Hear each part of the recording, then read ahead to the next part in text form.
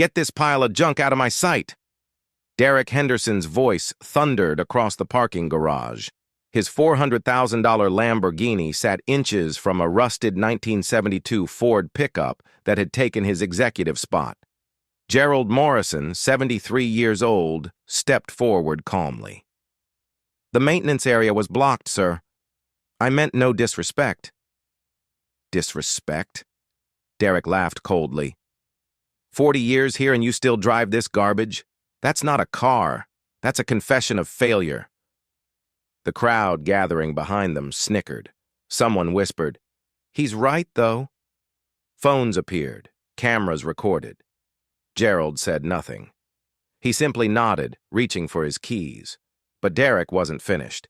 His eyes gleamed with something dangerous. "Actually, old man, let's settle this differently. A race. Your truck against my Lamborghini. Winner takes all." How did a parking spot argument turn into a death race? The morning sun sliced through the glass towers of Henderson Dynamics like a blade through silk. 47 floors of chrome and ambition rose from downtown Chicago, casting shadows that swallowed entire city blocks. Inside, 1,000 employees moved through marble corridors with the precision of a well-oiled machine. Coffee cups clinked, keyboards clattered. The elevator chimed its arrival on every floor with mechanical indifference. A security guard named Alexander Johnson stood at his post in the executive parking structure, watching the morning unfold like he had for the past 15 years. He knew every vehicle that belonged there. The BMW belonging to the CFO, the Tesla driven by the head of marketing, the Porsche that human resources wheeled in at exactly 8:30. But today, something was different, something that would change everything. Derek Henderson III parked his Lamborghini Aventador in the executive lot at exactly 8:47 a.m. The car cost more than most employees would earn in 5 years. Midnight blue with custom gold trim, it announced his presence before he ever stepped out. The V12 engine died with a satisfied purr, and Derek emerged in a charcoal Tom Ford suit that cost $14,000. He checked his Patek Philippe. His father had given him that watch on his 30th birthday, along with the keys to the company. That was 3 years ago. 3 years of proving every doubter wrong, every competitor obsolete, every obstacle temporary. Derek ran his fingers through perfectly styled hair and started toward the building. Then he stopped. His jaw tightened. Something was in his spot, not just near his spot, in it. A 1972 Ford F-150, rust eating through its faded red paint like cancer through healthy tissue. The truck looked like it had survived a war. Dents covered its body. The windshield bore a crack that spiderwebbed across the entire passenger side. Duct tape held the driver's side mirror in place. And it sat precisely where Derek's Lamborghini was supposed to be. "What the hell is this?" Derek's voice carried across the parking structure like thunder. A security guard looked up from his post. 2 junior analysts walking past froze mid-conversation. Derek circled the truck, his Italian leather shoes clicking against concrete. He photographed it from 3 angles with his phone. His face reddened with each passing second. The vehicle's presence felt like a personal insult, a deliberate attack on everything he represented. The elevator doors behind him opened. Out stepped Gerald Morrison, 73 years old, wearing a faded blue work shirt and khaki pants worn thin at the knees. His white hair sat beneath a Cubs cap that had seen better decades. Gerald had worked at Henderson Dynamics for 41 years. He'd started in the mailroom when Derek's grandfather still ran the company. Now he handled maintenance and odd jobs, the kind of work that kept the building running but never made the annual report. Gerald saw Derek staring at his truck. He walked over slowly, the way a man walks when his knees have carried him through 7 decades of hard labor. "Morning, Mr. Henderson." Gerald's voice was calm, unhurried. "Beautiful day we're having." Derek spun around. His eyes narrowed. "Is this yours? This vehicle?" "Yes, sir. Betty's been with me longer than most marriages last these days." Gerald smiled, patting the truck's hood with genuine affection. She's not much to look at, but she gets me where I need to go. It's in my spot. Derek stepped closer. The height difference between them was nearly a foot. Derek used every inch of it. Everyone in this building knows that's my spot. It has been my spot since I took over this company. Gerald glanced at the faded white lines on the concrete. I apologize for any confusion. The usual maintenance area was blocked off for construction. I figured this space was available since it wasn't marked reserved. Available? Derek laughed, but there was no humor in it. Do you see my car? Do you see what I drive? And you thought it would be acceptable to put this piece of junk next to a $400,000 automobile? Voices echoed across the parking structure. Employees heading to work slowed their pace. Some stopped entirely. Phones appeared. The modern reflex. When something interesting happens, document it. What started as a parking dispute was about to become something far more dangerous. Derek noticed the growing audience. Instead of backing down, his spine straightened. He fed on attention the way fire feeds on oxygen. Tell me something, Gerald. Derek circled the old man like a shark. How long have you worked here? 40 years? More? And this is what you drive? After 4 decades, you couldn't afford something better than a rusted pile of scrap metal? Gerald's expression remained neutral. I could have bought newer. Chose not to. This truck has character, stories. Stories? Derek's laugh echoed off concrete pillars. The only story this truck tells is one of failure, of someone who settled, who never reached for more. He gestured toward his Lamborghini. That's success. That's what reaching for more looks like. The crowd had grown to 30 people now. Cameras recorded. Whispers spread like wildfire through dry grass. Sarah Randy, Derek's executive assistant, pushed through the gathered employees. Mr. Henderson, perhaps we should take this inside. Your 9 o'clock call with Singapore? Singapore can wait. Derek waved her off without looking. His focus remained locked on Gerald. You know what separates people like me from people like you, old man? Ambition. Drive. The willingness to demand more from life instead of accepting whatever scraps fall from the table. Gerald met his gaze. Steady. Unblinking. Something flickered in those weathered eyes, but it vanished before anyone could name it. It was the look of a man who had seen countless young executives come and go, who had watched them rise and fall like waves against rock. Success looks different to different people, Mr. Henderson. I've got a roof over my head, food on my table, and a granddaughter starting college next fall. She wants to be a nurse. Help people. Gerald's voice carried no malice, no defense, just truth. That's enough success for me. A murmur rippled through the crowd. Someone whispered, "Damn," under their breath. Another employee wiped at her eyes. Derek smiled, cold, predatory. The smile of someone who had never been told no. That's the attitude that keeps people exactly where they are, at the bottom, settling for scraps while men like me build empires. He pulled out his phone again, making a show of photographing the truck's license plate. I want this vehicle removed from company property immediately. And Gerald, consider this your first and final warning. Gerald nodded slowly. Understood, sir. I'll move it. But Derek wasn't finished. The audience had grown too large. The cameras were rolling. Something wild had awakened in him, something that demanded not just victory, but humiliation. Actually, wait. Derek held up his hand. I have a better idea. The crowd fell silent. Even the Chicago wind seemed to pause. You think this truck of yours has character? Derek's voice carried the sharp edge of challenge. You think it's got stories? Fine. Let's give it one more story. Let's see what Betty can really do. Gerald's brow furrowed. I'm not sure what you mean. A race.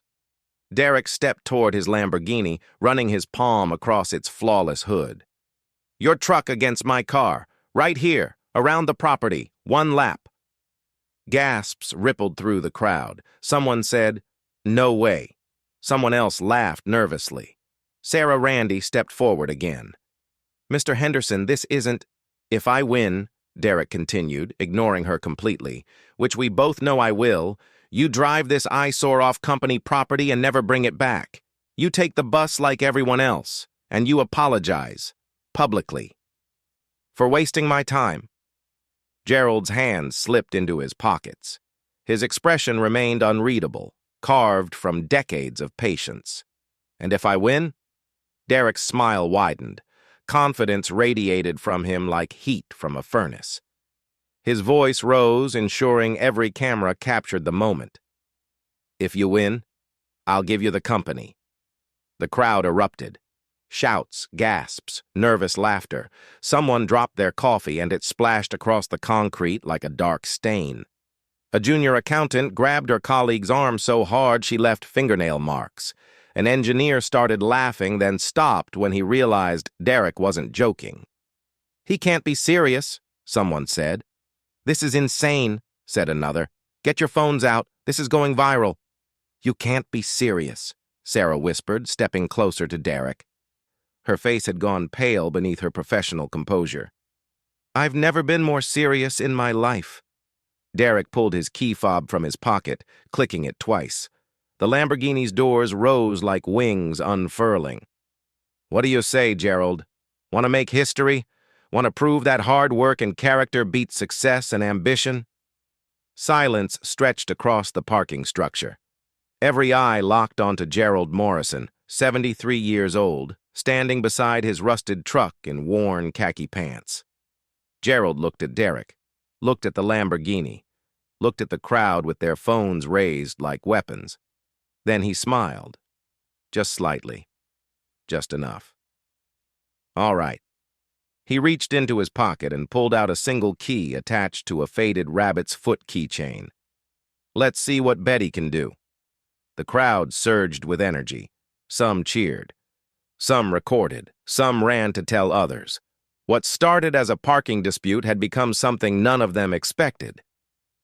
If you're enjoying this story, make sure to subscribe and hit the notification bell. You won't want to miss what happens next. 20 minutes later, the Henderson Dynamics parking lot had transformed into an arena.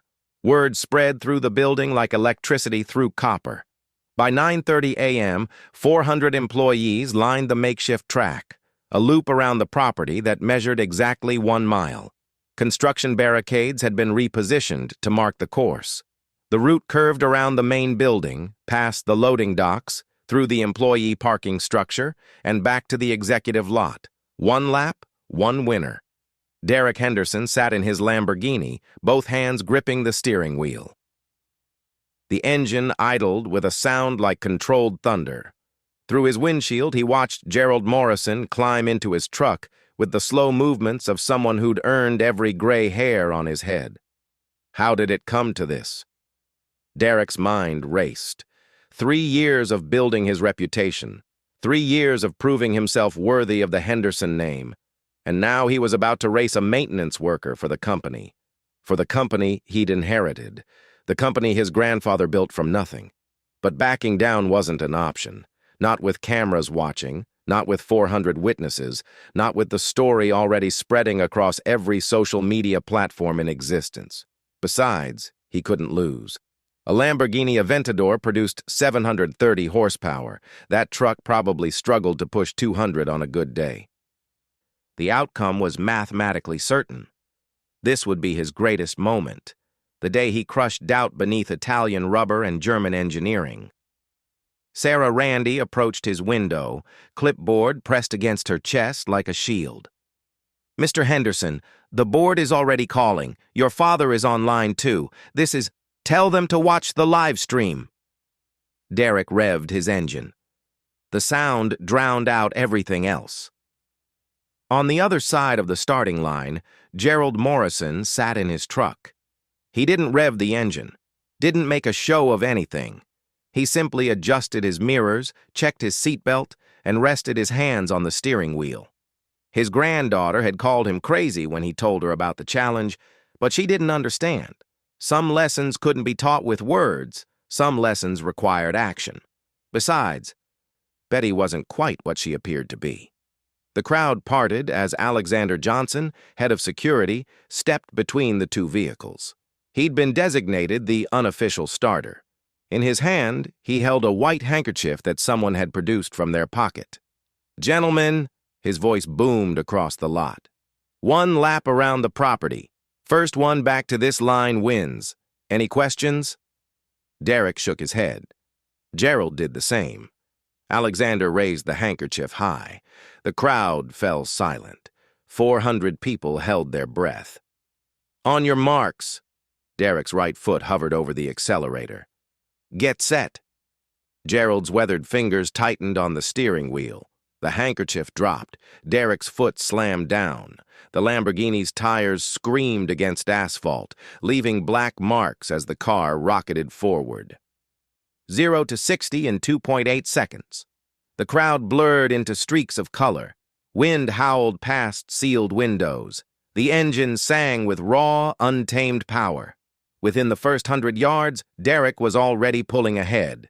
The truck's headlights shrank in his rearview mirror until they were barely visible specks.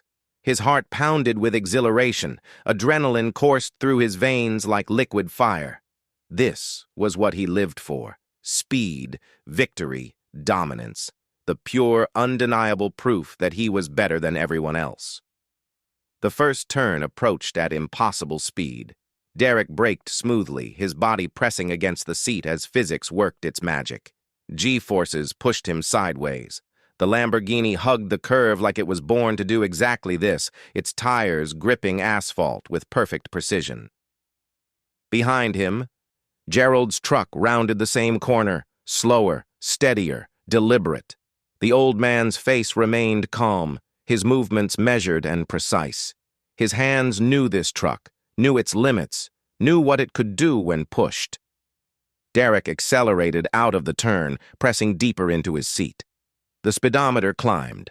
90, 100, 120. The loading docks flew past in a blur. Workers looked up from their tasks, mouths dropping open at the sight. 2 more turns. The finish line awaited. Victory was inevitable. He was going to win. Of course he was going to win. This was his destiny, his birthright. Then something changed, something that would haunt him for the rest of his life. The steering wheel jerked left. Not much, just a tremor. Derek's hands tightened. Must have hit a pebble, nothing serious. But the tremor came again, stronger this time. The wheel pulled against his grip like something alive. Derek's smile faded. His foot eased off the accelerator. The speedometer dropped to 100, then 90. The steering wheel yanked hard left. Derek fought it, muscles straining against forces he didn't understand. The car began to drift toward the edge of the road, and then the brake pedal went soft. Derek pumped it. Once, twice, 3 times, nothing. The pedal sank to the floor like it was made of paper. No resistance, no stopping power, no hope. His blood turned to ice, his mouth went dry. Every executive decision, every boardroom victory, every confident pronouncement, none of it prepared him for this moment. He was traveling at 85 miles per hour with no brakes. The realization hit him with physical force. His fingers went numb on the steering wheel. Sweat poured down his face despite the air conditioning. His designer suit stuck to his back. Ahead, the road curved sharply around a steep hillside. Beyond that curve lay a construction zone. And beyond that, visible through gaps in the safety barriers, a 50-foot drop into the quarry Henderson Dynamics used for aggregate storage. The same quarry his grandfather had purchased 50 years ago. The same quarry that would now claim his grandson's life. Derek's hands were slick with sweat. He tried downshifting. The transmission groaned in protest like a wounded animal. The car slowed slightly, but not enough. Never enough. The speedometer still read 70. 70 miles per hour towards certain death. "No, no, no, no!" The words came out as a whisper, then a scream. He yanked the emergency brake. The rear tires locked briefly, then released. The car fishtailed, weaving dangerously close to the road's edge. Through his rearview mirror, Derek saw Gerald's truck growing larger, closer. How was that possible? The old man should have been a quarter-mile behind. The truck's engine roared with power that shouldn't exist in a vehicle that old. Gerald's face appeared in Derek's mirror, eyes focused with laser intensity. The curve approached. 20 seconds away, maybe less. Derek tried the horn. It worked. The sound split the air like a scream. Back at the starting line, the crowd heard it. Their cheers died. Someone shouted, someone pointed. In the truck, Gerald Morrison saw everything. The Lamborghini's erratic movement, the way it drifted toward the edge, the approaching curve that led to nowhere good. For 41 years, Gerald had worked at Henderson Dynamics. He'd seen 3 generations of the Henderson family. He'd watched the company grow from a single building to an empire. He'd buried a wife, raised a daughter, and now helped raise a granddaughter. He'd also spent 20 years as a volunteer rescue driver for the county fire department. 10 years before that, he'd raced stock cars at tracks across the Midwest. His trophy case held 17 first-place finishes, including 3 state championships, though he kept it in his garage where no one ever saw it. He'd never been one for bragging, never saw the point. Betty's engine wasn't original. Gerald had rebuilt it himself over 3 winters, working in his garage while his granddaughter did homework at the workbench beside him. Under that rusted hood sat a 427 cubic inch V8 that could outrun most modern sports cars when it needed to. He'd added a racing transmission, upgraded the suspension, and reinforced the frame. Betty looked like a relic, but underneath, she was a wolf in sheep's clothing. This was one of those times when she needed to show what she could do. Gerald pressed the accelerator to the floor. Betty surged forward with a roar that made the Lamborghini's engine sound like a whisper. The truck shuddered, then leaped ahead with power that seemed impossible for such an old vehicle. The truck closed the distance in seconds. 20 feet. 15. 10. Derek watched the truck approach in his mirror, confusion mixing with terror. Was the old man trying to ram him? Finish him off? Gerald pulled alongside the Lamborghini. Through their windows, their eyes met. Derek's face was white with fear. Gerald's was calm as a summer lake. "Your brakes are gone!" Gerald shouted, his voice somehow cutting through engine noise and wind. "I'm going to help you stop!" Derek nodded frantically. He didn't understand how, didn't care. He just wanted to live. Gerald matched the Lamborghini's speed perfectly. Then, with surgical precision, he began turning his truck into the sports car. Metal scraped against metal. The sound was horrifying, a shriek of tortured steel that would haunt everyone who heard it. The Lamborghini's perfect blue paint tore away in strips. But the car slowed. Gerald used his truck as a brake, creating friction through contact. He angled Betty so the 2 vehicles merged into a single sliding mass. His tires smoked against asphalt.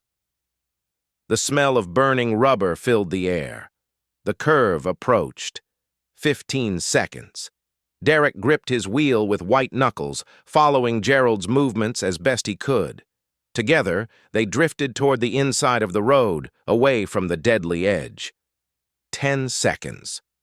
Gerald's arms burned with effort. The truck wanted to spin out. The Lamborghini wanted to break free. Physics fought against physics, metal against metal, will against disaster. 5 seconds. They hit the curve at 40 miles per hour instead of 85. Still too fast, still dangerous, but survivable. Gerald aimed for the construction barricades, using them as a final buffer. Both vehicles plowed through orange barriers, sending them flying like leaves in a hurricane. Gravel sprayed. Dust clouds rose, and then with a final groan of stressed metal, both vehicles stopped. They sat there, nose to nose with the quarry's edge, separated from a 50-foot drop by less than 6 feet of crumbling ground. For a moment, nothing moved. Nothing made a sound. Then Derek Henderson III, billionaire CEO, began to shake. The crowd reached them within minutes. 400 people running, screaming, crying. Cell phones captured everything, but for the first time, no one cared about views or likes or shares. They cared about the two men in those vehicles. Derek's door was stuck, crumpled from the impact. 3 employees worked together to pry it open. When it finally gave way, Derek nearly fell out, his legs refusing to hold him. He collapsed onto the gravel, hands pressed against solid ground like he couldn't believe it was real. His $1,000 shoes were ruined. His $14,000 suit was torn. His perfect hair was wild with sweat. None of it mattered.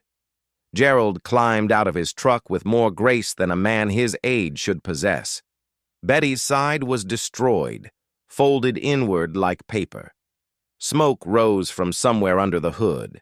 The truck that had carried Gerald for 3 decades would never run again. But Gerald didn't look at the damage. He walked straight to Derek, knelt beside him, and placed a weathered hand on the younger man's shoulder. "You're all right," Gerald said quietly. "You're safe now." Derek looked up. Tears streaked his dusty face. His voice came out as a croak, stripped of every ounce of arrogance. "You saved my life." "Why?" Derek grabbed Gerald's sleeve, desperate to understand. "After everything I said, after how I treated you, why would you risk yourself?" Gerald's eyes were kind, patient, the eyes of someone who had lived long enough to understand what truly mattered. "Because life is more important than pride, Mr. Henderson. Yours and mine both. We can always replace things." He gestured toward Betty's wreckage. "We can't replace people." The crowd formed a circle around them, silent witnesses to a moment that would reshape everything they thought they knew about Derek Henderson. Sarah Randy pushed through, phone pressed to her ear. "Ambulances are 3 minutes out. Mr. Henderson, your father is demanding to speak with you." "Not now." Derek's voice was barely a whisper. He hadn't taken his eyes off Gerald. Not yet. Paramedics arrived in a chaos of sirens and shouted instructions. They examined both men, found nothing worse than bruises and a few minor cuts. Miraculous, they called it. Absolutely miraculous. But the true aftermath came later. 3 hours after the incident, Derek Henderson sat in the main conference room on the 47th floor. The Chicago skyline stretched behind him through floor-to-ceiling windows, indifferent to the human drama unfolding within. His father sat at the head of the table, face carved from granite. Silver hair swept back with military precision. Eyes that had seen companies rise and fall, that had built an empire from scratch and defended it against every threat for 40 years. Around them gathered board members in expensive suits, legal counsel with leather briefcases, and the company's chief ethics officer, a woman named Patricia Randy, who had been hired specifically to prevent situations exactly like this one. The silence in the room pressed down like a physical weight. "Do you have any idea," Derek Henderson II began, his voice cold enough to freeze flame, "what you've done?" Derek stared at the table. He hadn't changed clothes. Dust still streaked his face. He looked nothing like the man who had arrived at work that morning. "A public spectacle, racing in the parking lot, putting lives at risk. Yours, that employee's, anyone who might have been caught in the crossfire." The elder Henderson slammed his palm against the table. "This company has spent 80 years building a reputation. You nearly destroyed it in 8 minutes. "Father, I'm not finished." Henderson II stood, pacing behind his chair like a caged animal. "The video is everywhere. 20 million views and climbing. Reporters are camped outside the building. Our stock dropped 4% before noon." The board members shifted uncomfortably. Someone coughed. No one spoke. "Furthermore," the elder Henderson continued, "your behavior toward that employee, Gerald Morrison, was reprehensible. Humiliating a 73-year-old man who has given 4 decades of loyal service to this company, mocking his vehicle, challenging him to a dangerous contest over a parking space." Derek's head sank lower. Each word landed like a physical blow. "If that man hadn't risked his own life to save yours, you would be dead right now. And this company would be facing wrongful death lawsuits, criminal investigations, and a public relations nightmare that would take a generation to recover from. Silence filled the room like water filling a sinking ship. "What do you have to say for yourself?" Derek looked up. His eyes were red. His voice broke when he spoke. "I was wrong." The board members exchanged glances. They had never heard Derek Henderson III admit fault, not once in 3 years. "I let my ego blind me. I treated Gerald, Mr. Morrison, with contempt he didn't deserve. I put lives at risk over something as stupid as a parking space." Derek's hands trembled on the table. "And when my life was actually in danger, when I was seconds from death, that same man I humiliated risked everything to save me." He paused, struggling to compose himself. "I don't know how to fix this. I don't know if I can. But I know I need to try." The room remained silent. Derek Henderson II studied his son with an expression impossible to read. Finally, the elder Henderson spoke. "The board will convene tomorrow to discuss disciplinary measures. In the meantime, you are suspended from all operational duties pending review." Derek nodded. He expected nothing less. "However," Henderson II's voice softened by a fraction, "your acknowledgement of wrongdoing is noted. The board will take it into consideration." 4 days later, a different meeting convened in the same conference room. This time, Gerald Morrison sat at the table. He wore his nicest clothes, a button-down shirt pressed by his granddaughter, khaki pants without a single worn patch. His Cubs cap sat in his lap, clutched in hands that had seen a lifetime of work. Around the table sat the same board members, plus Derek Henderson III, whose appearance had transformed entirely. Gone was the arrogant posture. Gone was the cold expression. In its place sat a man who looked like he'd spent 4 days examining every choice he'd ever made. Derek Henderson II stood at the head of the table.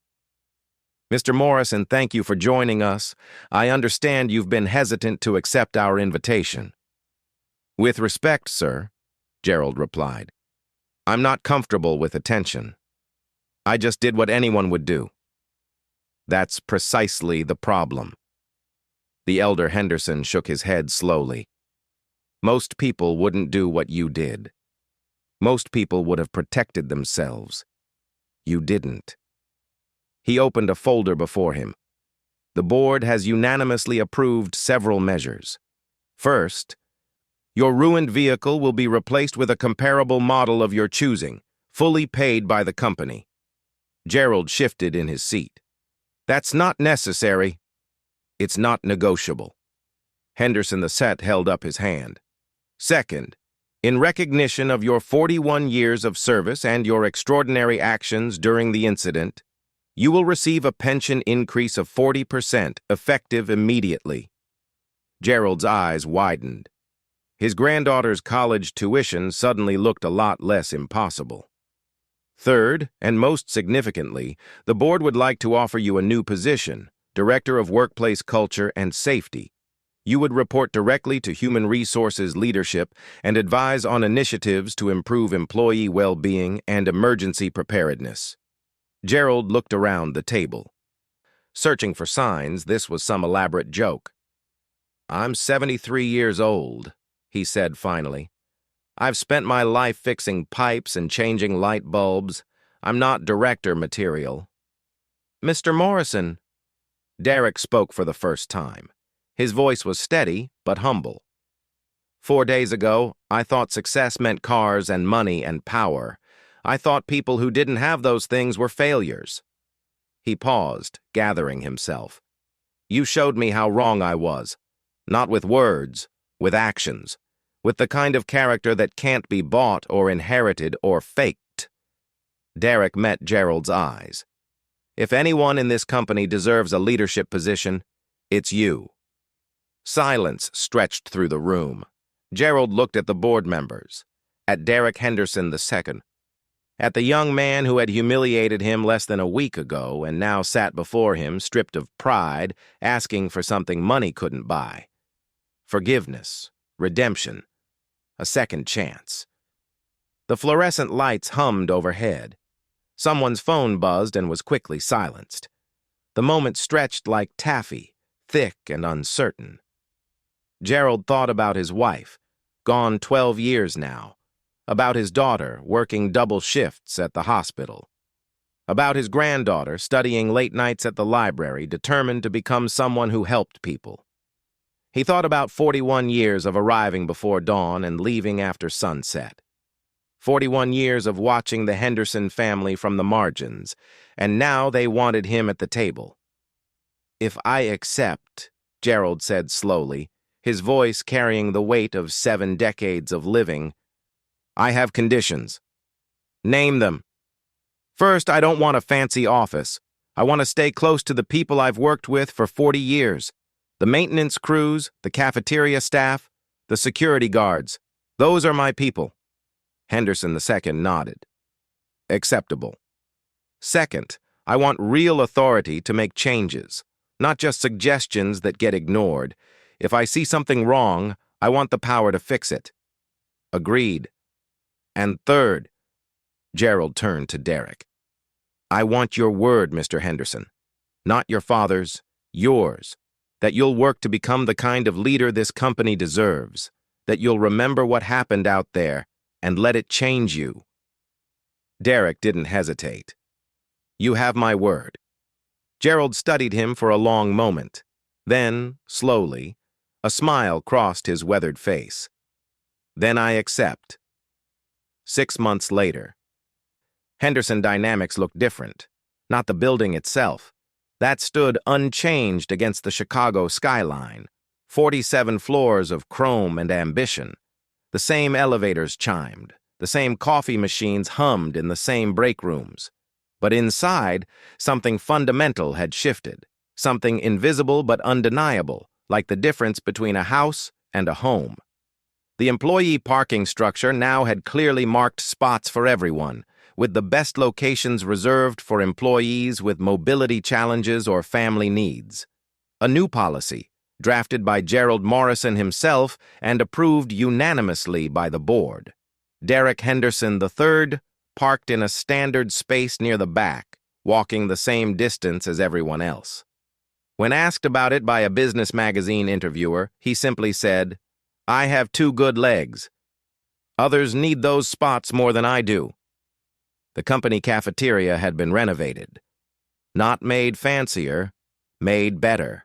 Healthier options, lower prices. A quiet corner with comfortable chairs for employees who needed a moment of peace during their shifts. Gerald's idea again. Gerald Morrison's new office occupied a converted storage room on the 4th floor, right next to the maintenance staff break room. He'd insisted on the location despite offers of something grander. "How can I know what needs fixing if I'm not close enough to hear about it?" he'd asked. The question became company legend. The office walls held 2 things, a framed photograph of Betty before the accident and a hand-drawn card from Gerald's granddaughter that read, "My grandpa the hero." But the most significant change lived in the stories people told. The video of the race had indeed gone viral. 20 million views became 50 million, then 100 million. News outlets around the world covered it. Talk shows requested interviews. Documentary makers came calling. Gerald turned down every offer. "Story's not mine to profit from," he said. "It belongs to everyone who was there." Derek gave exactly 1 interview to a local Chicago station. He sat in a plain chair, no makeup, no script, no handlers hovering off camera. He used the opportunity to apologize publicly, to praise Gerald's courage, and to announce a new company initiative, the Morrison Emergency Response Fund, which would train employees in crisis intervention and provide resources for communities affected by workplace accidents. "I spent 33 years believing I was entitled to success," Derek told the interviewer. "That wealth and power made me better than other people. It took nearly dying and being saved by a man I'd just publicly humiliated to realize how wrong I was. Gerald Morrison taught me that character isn't something you inherit or buy. It's something you build, one choice at a time. The fund raised $10 million in its first month. Derek donated $3 million personally. Anonymous donors contributed more, inspired by the story that had touched something universal in the human heart. But perhaps the most meaningful change happened quietly, away from cameras and headlines. It happened in small moments. In Derek Henderson III arriving early to personally greet the cleaning staff. In his willingness to admit mistakes in meetings instead of deflecting blame. In the way he asked questions and actually listened to answers. It happened in the friendship that developed between a billionaire CEO and a 73-year-old maintenance worker. They met for coffee every Tuesday morning in the fourth-floor break room. Gerald told stories about the company's early days. Derek talked about the pressure of legacy, the fear of inadequacy he'd never admitted to anyone. Neither man would have predicted this outcome 6 months ago. Neither man would change it now. One Tuesday morning, as autumn painted Chicago in shades of gold and amber, Derek sat across from Gerald in their usual spot. Steam rose from cups of coffee that cost 99 cents from the vending machine. "You know what I keep thinking about?" Derek asked. Gerald raised an eyebrow. "Tell me." "That moment when I realized the brakes were gone, when I knew I was going to die." Derek wrapped his hands around his cup. "Everything I thought mattered. The money, the cars, the image. None of it meant anything. All I could think about was the people I'd hurt. The things I wished I'd done differently." Gerald nodded slowly. "Near-death experiences have a way of clarifying priorities. You knew that already, didn't you? That's why you didn't rise to my insults. Why you agreed to the race instead of just walking away." "I knew some things." Gerald smiled his quiet smile. "Mostly I knew that young men with too much power sometimes need dramatic lessons. Life has a way of providing them when the time is right." Derek laughed. Genuine. Warm. The sound of someone who'd finally stopped performing. "Some lesson.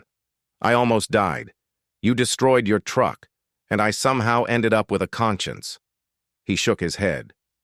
"My therapist says I'm making progress. Progress is all any of us can ask for." Gerald raised his cup. "To progress. To progress!" Derek touched his cup to Gerald's. Outside the break room window, Chicago moved with its endless energy. 1,000 stories unfolded in 1,000 buildings. But here, in a converted storage room on the 4th floor of Henderson Dynamics, 2 unlikely friends sat in comfortable silence. Some stories end with victory parades and dramatic speeches. Others end more quietly, with coffee, with conversation, with the simple recognition that people can change, that humility can grow from arrogance, and that sometimes the most important race we run is against our own worst impulses. Gerald Morrison finished his coffee and stood to leave. He had a meeting with the safety committee in 10 minutes. "Same time next week?" he asked. Derek Henderson III smiled, not the predator's smile from 6 months ago. Something softer, something earned. I wouldn't miss it. If this story moved you, consider subscribing and sharing it with someone who might need to hear it. Sometimes the most powerful lessons come from the most unexpected teachers. Until next time.